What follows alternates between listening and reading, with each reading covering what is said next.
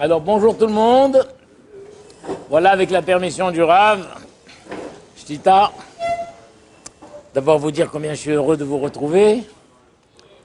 Alors ça, vous ça n'a pas arrêté ici, vous étiez là depuis tout le temps, non? La seule yeshiva qui a fonctionné malgré tous les événements. Alors voilà, je vais avoir le plaisir de vous dire aujourd'hui des morceaux de Sihot qui ont été dites par le Rav Yerucham Leibovitch, qui était le mashgiach de Mir, voilà. Et le Rav Rothenberg. Tiens, d'ailleurs, aujourd'hui, on est le Vav Elul. Demain, c'est le Zayin Elul, c'est le Yortzai du Rav Rothenberg. Et ben, il nous disait tout le temps des sichot qu'il avait entendu de Rabbi Yerucham, Amir. Et donc, j'étais touché de faire cette sikha. Alors, le Rabbi Yerucham explique comme ça, que quand on lit toute la Torah, on lit le Moussar, etc., on voit que le Yesod à Yesodot, le fondement du fondement, la base de la base, l'essentiel de l'essentiel, c'est quoi? Et ça c'est tout l'homme. C'est quoi? Le'akir ma'ala v'hashivut. Un homme, tout au long de sa vie, on dirait de jour en jour, de semaine en semaine, de mois en mois, mais au moins, on dirait d'année en année. D'année en année, qu'un homme apprenne à reconnaître la valeur des choses et l'importance des choses. C'est ça la base de la Torah. Si un homme a 15 ans, 20 ans, 30 ans, 40 ans, 50 ans, la même chose, alors il n'a pas évolué. Et c'est ça la grande différence entre l'homme et les animaux, c'est qu'un animal, il vit. Il vit. Mais est-ce que plus il vit, plus il prend conscience de l'importance de la vie ou quoi? Non. Mais l'homme doit, de moment en moment, au moins d'année en année, on va dire, reconnaître la grandeur, la valeur des choses. Et il faut savoir que dans chaque chose, de la plus petite à la plus grande, il y a une valeur qui est contenue. D'abord, tu vas prendre un petit grain. Un grain. Ben, tu prends un grain, tu jettes le grain. Tu peux dire là. Un jour, tu t'arrêtes. Tu attrapes ce grain, tu dis, attendez. Mais c'est fabuleux, un grain. Dire que tout l'arbre, là, l'arbre, il était contenu dans ce grain. Et le Rav Rothenberg, tout le temps, aimait nous dire ça. Le moindre petit défaut qu'il y a dans le grain, ça se verra dans l'arbre. Des fois, tu peux avoir la moitié d'un arbre pourri. Pourquoi? Parce que chez le grain, il y avait une moitié du grain qui était pourri. Là, il y a un défaut. Tout ce que tu verras chez l'arbre était contenu dans le grain. Mais c'est fabuleux. J'avais jamais réfléchi quelle grandeur il y a dans un grain. Ah. Et puis en plus, comment ça se passe? Le grain, on le met dans la terre, et c'est là où il se décompose, il pourrit, il éclate. Et c'est là où il rentre en connexion avec la terre, et il prend de la puissance de croissance qu'il y a dans la terre, et il commence à sortir les racines. Et d'année en année, après tu peux arriver 20 ans, 30 ans, 40 ans, un énorme là. Tout ça, c'est dans le grain. Et dès que quelqu'un a pris la conscience, la grandeur qu'il y a dans un grain, il ne peut plus jeter un grain. Quand à chaque fois qu'il aura un grain, il aura de la peine, il a envie de le planter quelque part pour que ça pousse. Mais il faut bien le jeter. Bon, il le jette, mais déjà il le jette avec regret, avec respect. Et s'il va voir des enfants qui vont jeter des grains, il dit, vous n'avez pas honte? Vous savez ce que c'est un grain? Vous savez ce que c'est un grain? Tu piétines un grain comme ça? Qu'est-ce qui vous arrive, monsieur? Non, mais j'ai réfléchi pendant des années, moi aussi j'étais comme vous. Mais après j'ai réfléchi.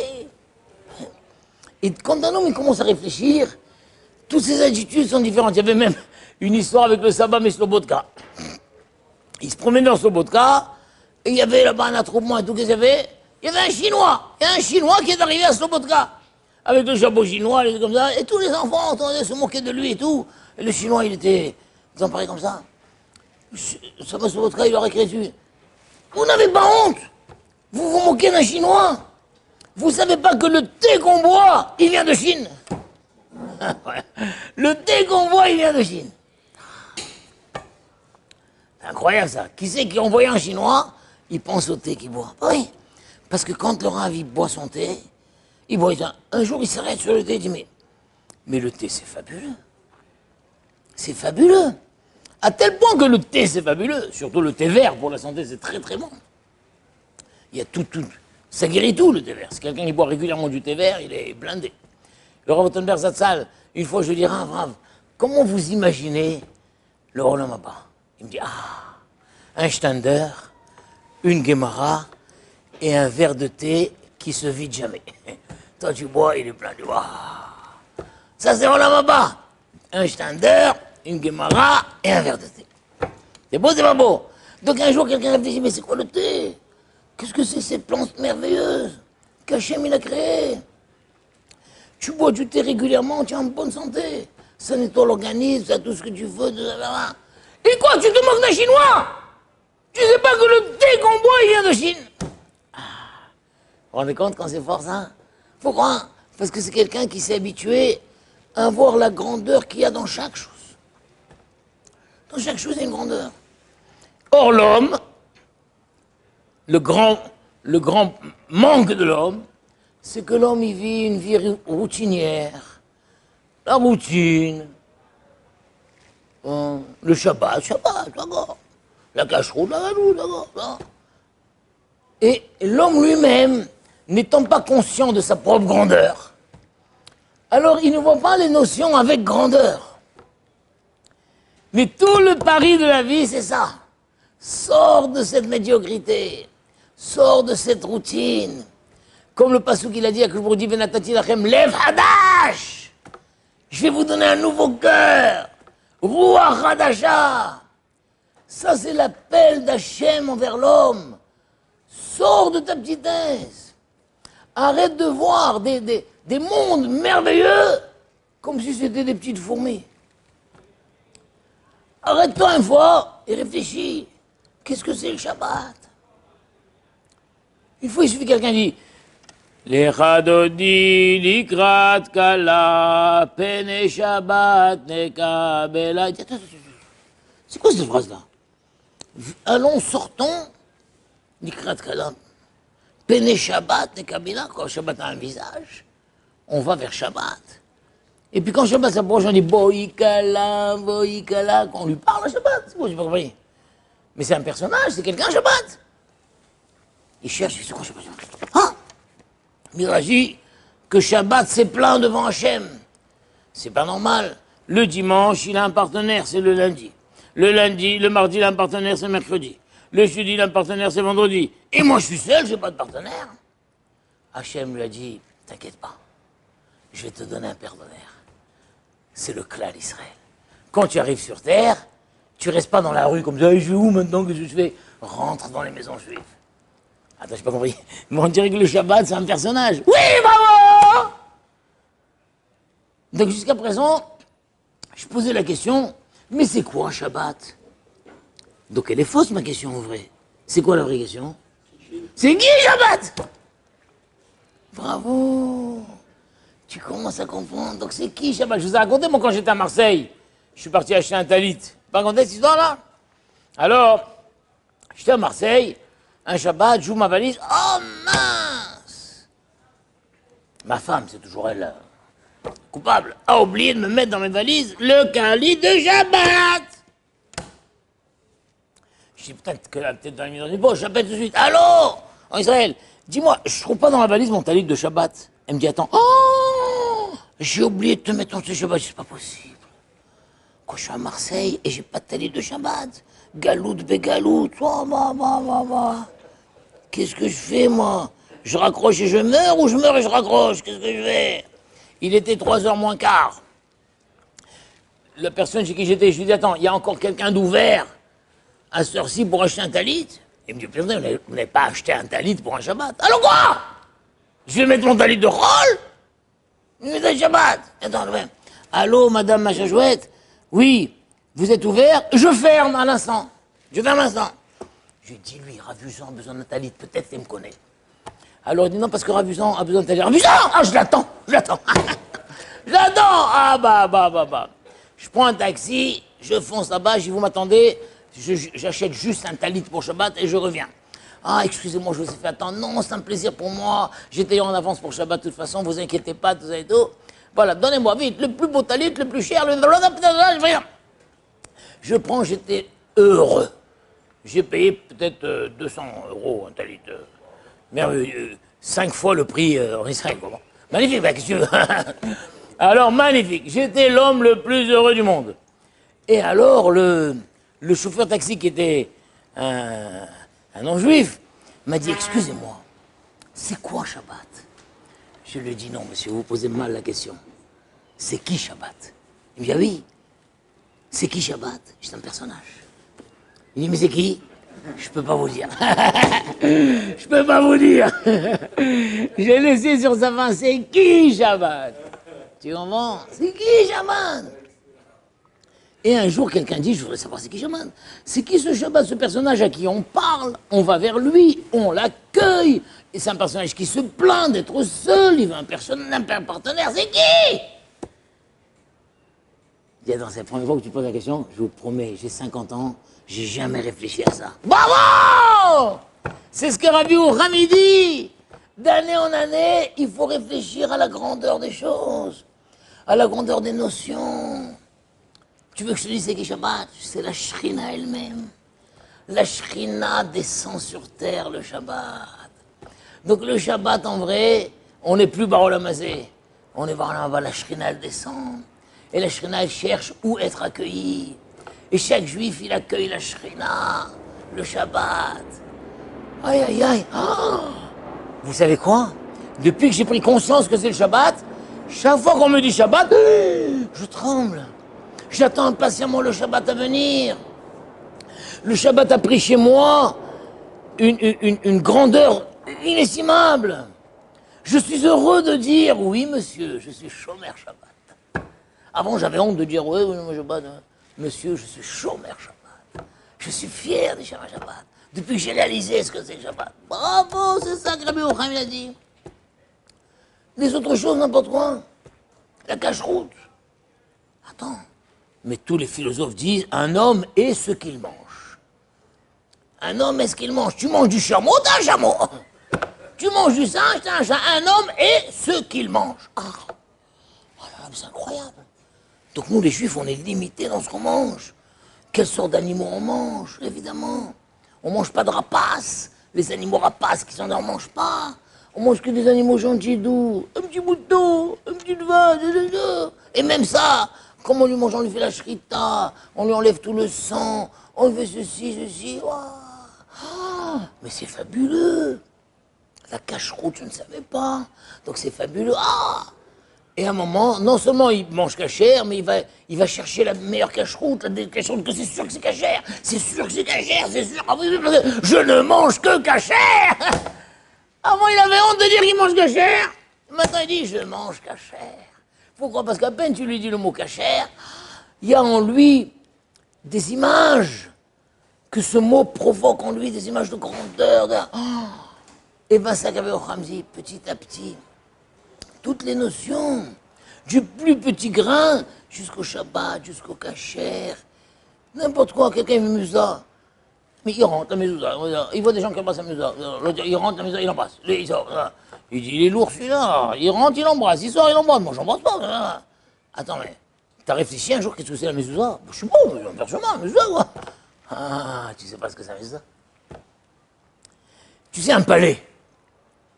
Le palais de Buckingham, la reine d'Angleterre, il y a les gardes qui sont là, oui, ah oui. Le Bibi Netanyahu, il y a les gars, oui. Macron, il y a les gardes devant l'Élysée, oui. Tu sais comment? Eh bien, la maison juive, c'est un palais. C'est un palais. Et la mezouza, c'est le garde qui garde la maison juive. Ah ouais, mais c'est un parchemin. Où il est le garde? Le garde, c'est Hachem. La mezouza, c'est Hachem. Shin Dalet Yud, Shomer d'Alto d'Israël. Attends, tu plaisantes ou quoi? Tu veux dire que devant chaque maison juive, il y a Dieu qui est là? Bravo! Dieu, il est là devant chaque maison juive et il protège la maison. Il protège la maison. Et dans les autres situations, il y a un tournement. Tous les 2 heures, on change. Là, il ne change pas. Une fois que tu l'as accroché, il ne bouge plus. Et il te dit, tu peux aller dormir, tu peux faire ça. Moi, je suis là, t'inquiète pas, je dors pas. Ah bon? Alors, je crois que il faut embrasser la maison. Ah bah oui, t'as compris. Effectivement, le Rambam dit, tu rentres, t'embrasses.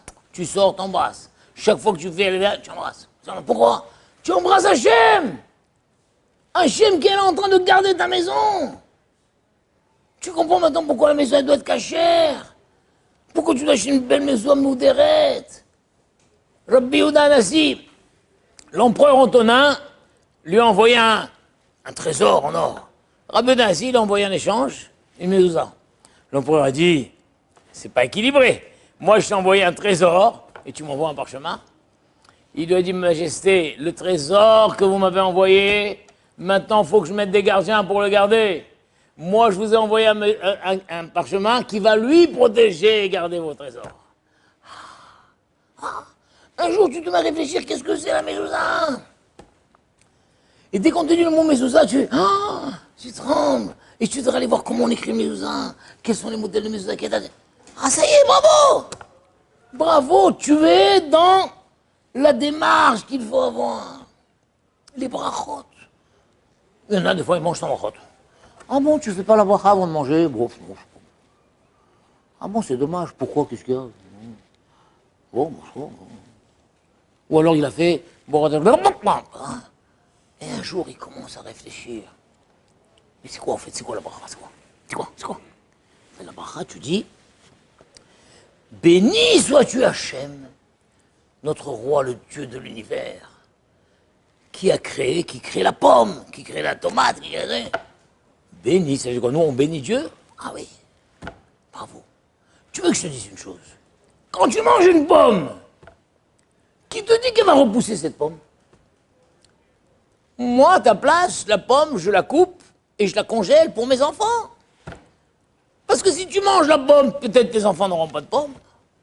Mais non, ça repousse. Qui te dit que ça repousse? Qui te dit que ça repousse? T'as une garantie que ça va repousser?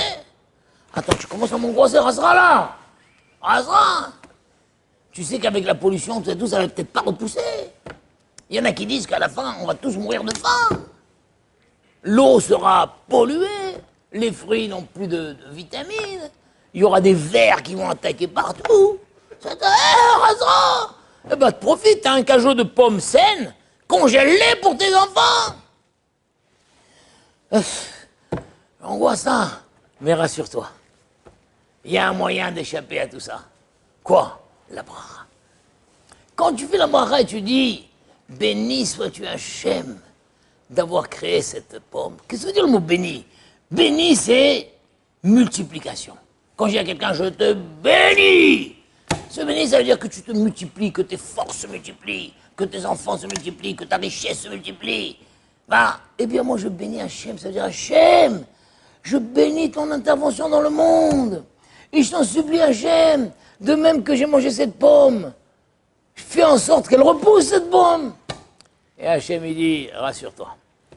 Non seulement cette pomme que tu as mangée va repousser, mais grâce à ta bracha, je vais faire pousser des millions de pommes.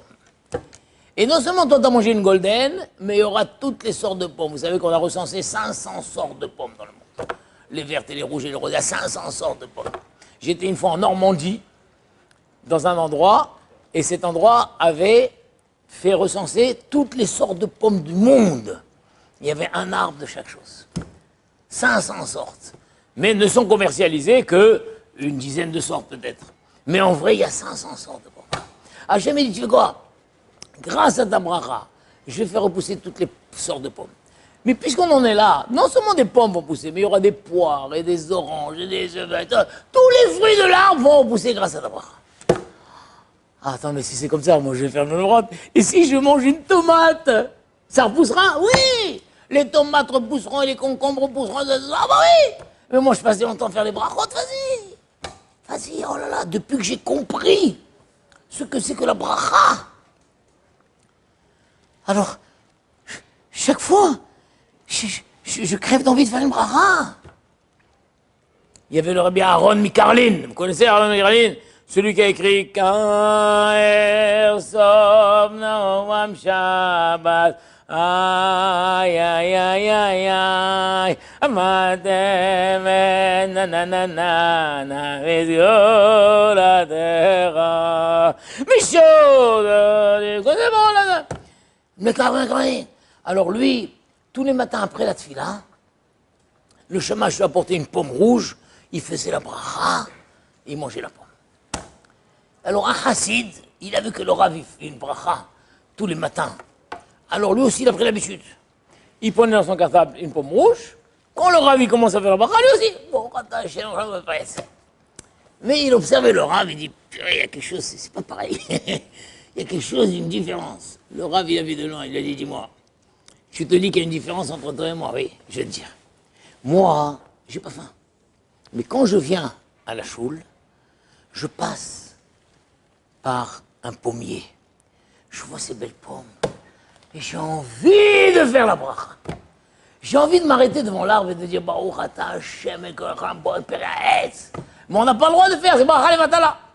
Pour faire une bracha, il faut manger. Tu vois. Par contre, toi, quand tu m'as vu manger la pomme, ça t'a donné envie.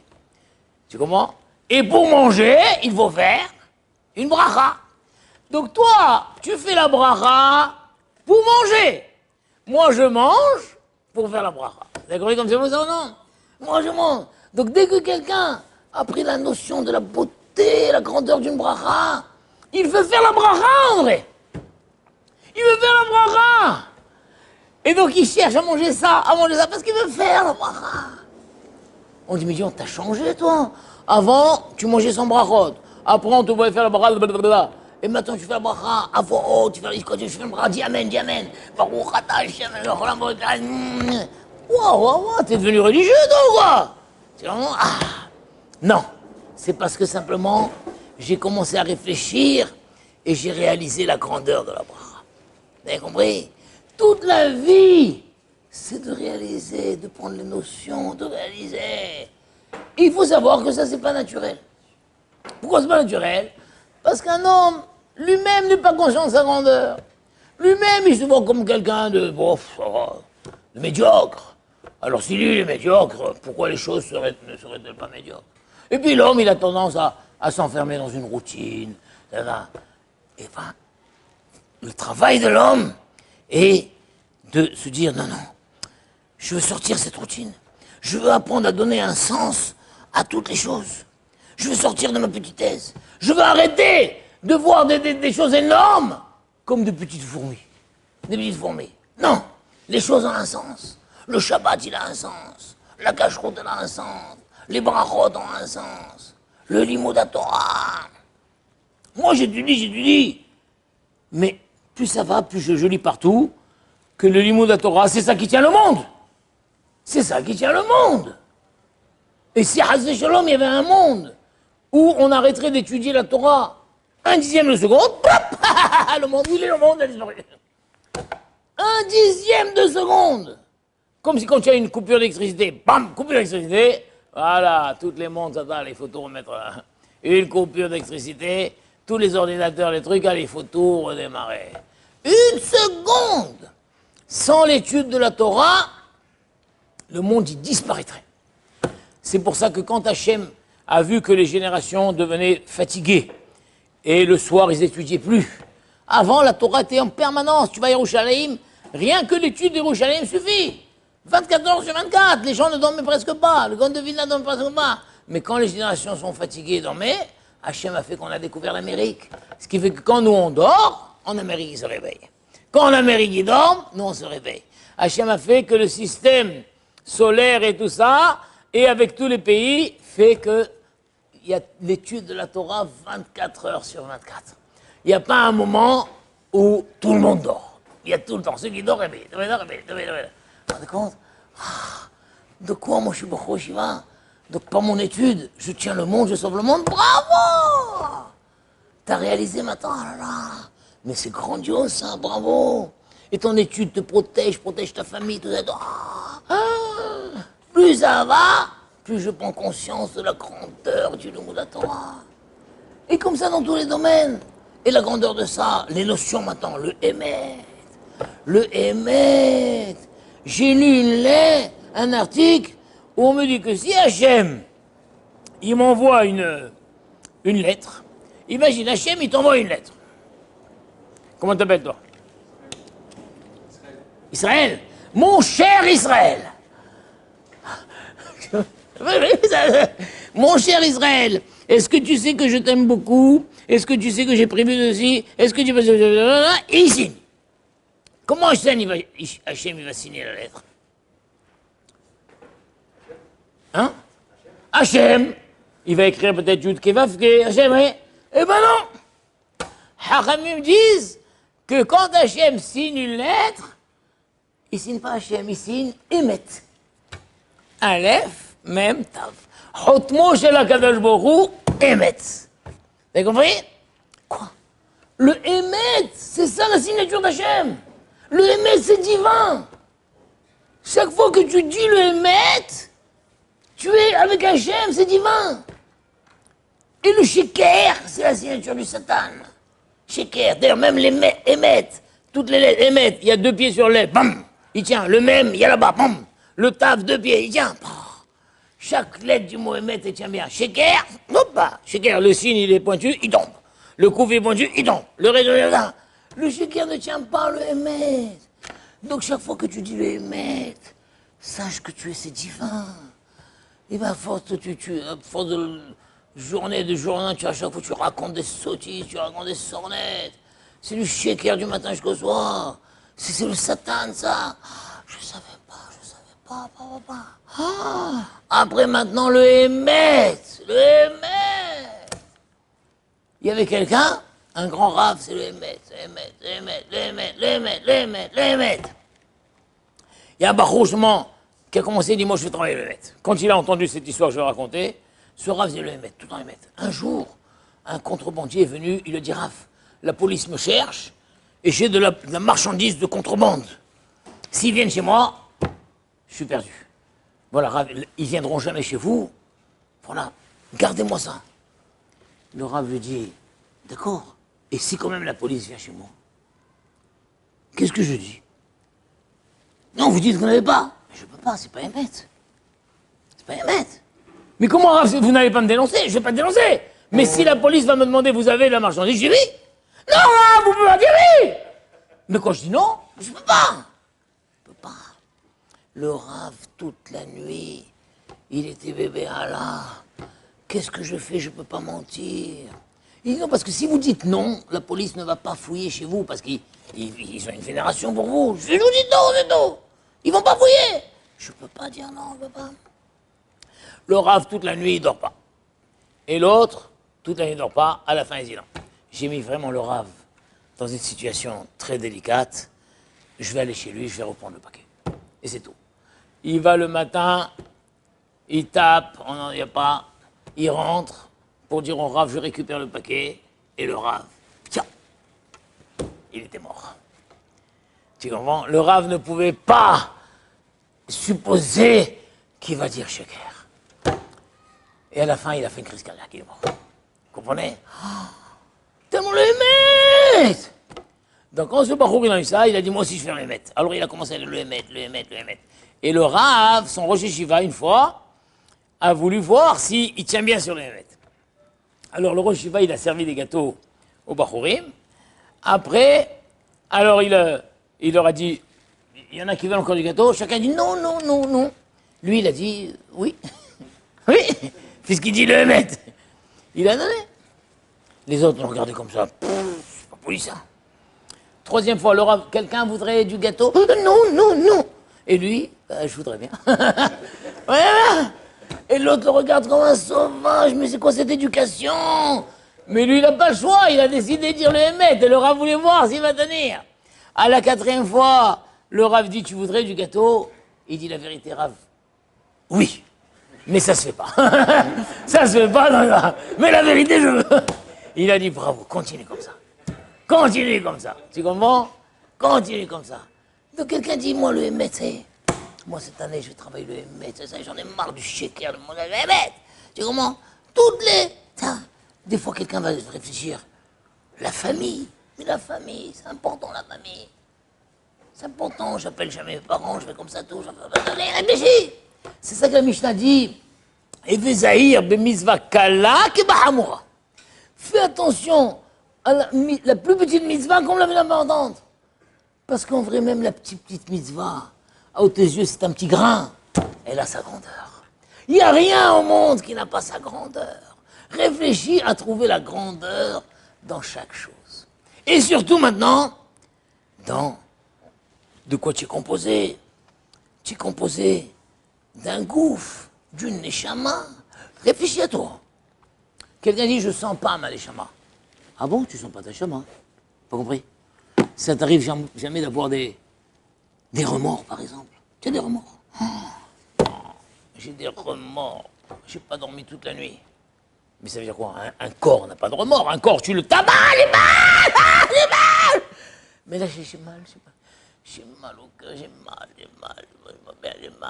Mais où t'as mal? Ben, fais une radio, il va. Vous êtes en super santé. Non, docteur, je suis pas en bonne santé, j'ai mal.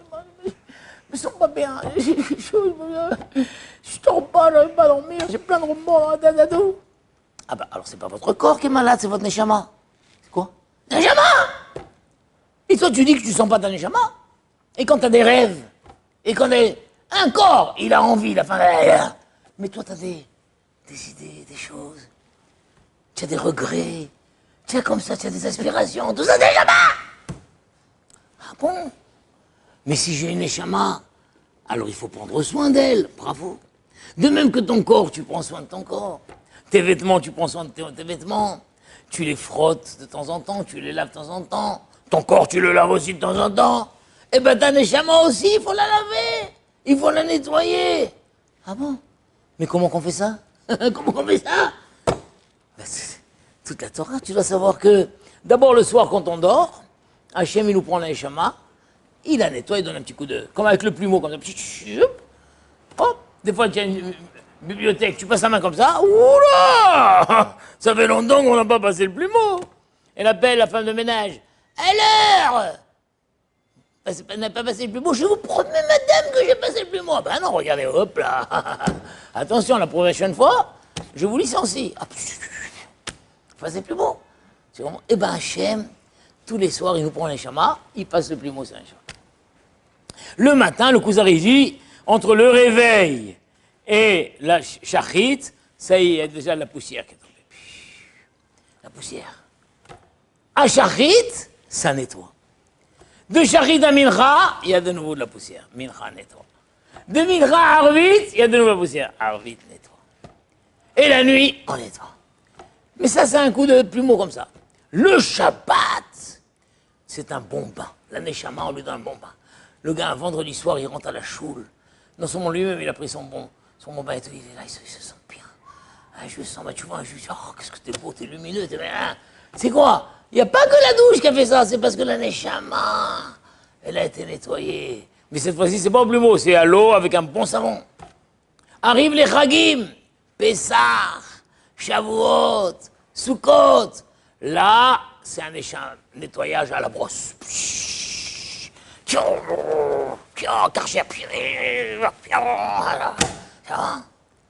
Et enfin arrive Rosh Hashanah. Rosh Hashanah, c'est un jour fabuleux. De même qu'à Rosh Hashanah, Adam Arishon, il a ouvert les yeux. Il vient de naître, tout neuf. Il voit autour de lui un monde tout neuf. Qu'est-ce que c'est beau! Tout neuf! Qu'est-ce que c'est beau! Eh bien, à Rosh Hashanah, la possibilité nous est donnée plus de nettoyer la neshama, ni au plumeau, ni à l'eau avec le savon, ni au karcher. À Rosh Hashanah, celui qui a mérité, on lui donne, copie conforme, nouvelle neshama chadasha. À Rosh Hashanah, tu peux être rattache, tout rattache. Comme quelqu'un, il achète une chemise, alors il la lave, il la repasse, tout ça et tout. Mais à Rosh Hashanah, il a une chemise toute neuve. Elle est neuve. Attends, mais comment tu sais qu'elle est neuve? Bah, ça se voit.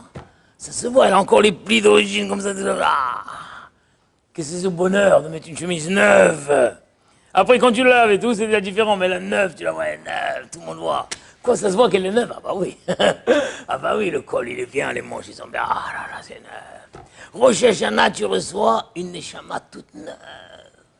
Celui, mais ne peut recevoir cette neshama neuve que celui qui prend conscience. Qu'est-ce que c'est Rosh Hashanah? Qu'est-ce que c'est ce jour extraordinaire? Ici, on te dit, un remez, je te montre que Rosh Hashanah c'est extraordinaire. C'est le temps de Hachana qu'on nous a donné. Quand est-ce que tu prépares Shabbat?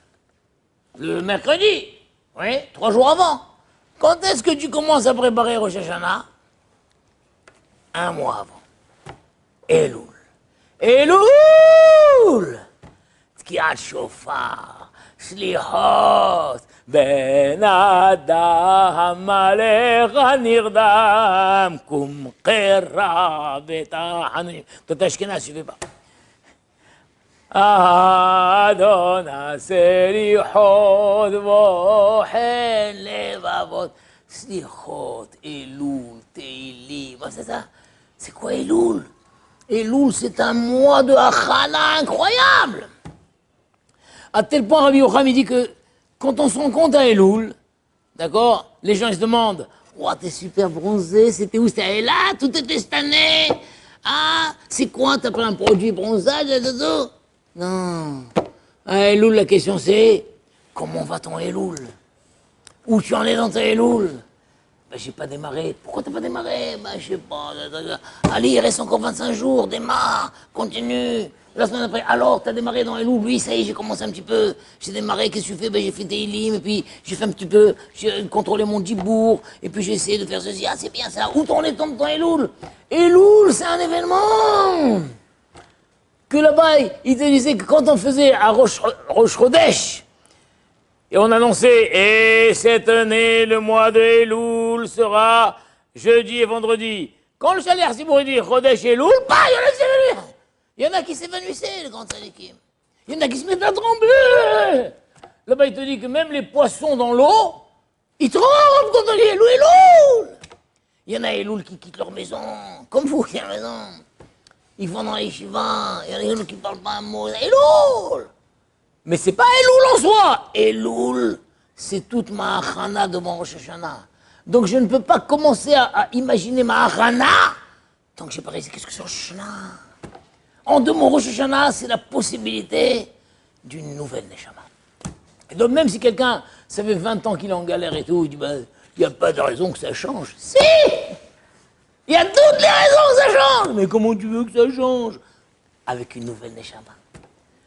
On va te donner une nouvelle neshama, tout va changer. Ah bon? Mais on l'achète où? On l'achète pas, on la mérite. D'abord, il faut y croire, il faut se préparer. T'as 1 mois pour te préparer, t'as comme ça, tu commences à réfléchir, mais qu'est-ce que c'est Rosh Hashanah? Rosh Hashanah, de même que le monde était neuf à Rosh Hashanah, eh bien le monde peut redevenir neuf chaque Rosh Hashanah. Tu peux devenir neuf chaque Rosh Hashanah. Ah, et voilà. Donc ça, c'est la sira de Rav Yerucham. Qu'un homme sorte de sa routine, sorte de sa médiocrité, qui se met d'année en année à prendre un sujet qu'il voudra méditer cette année, il voudra travailler là-dessus, il voudra réfléchir. Qu'est-ce que c'est ça? Qu'est-ce que c'est ça? Réfléchir, apprendre, ou voir qu'est-ce qui a été dit dessus. Jusqu'à un tel moment que quand on lui dira le mot, il tremblera d'émotion. Voilà, Be'ezat Hashem, qu'on se zoche tous d'avoir une nouvelle neshama, et que l'humanité reçoive une nouvelle neshama, comme le pasuk a dit, Venatati lachem lev chadash ve'ruach chadasha. Amen. Bracha ve'atzlacha.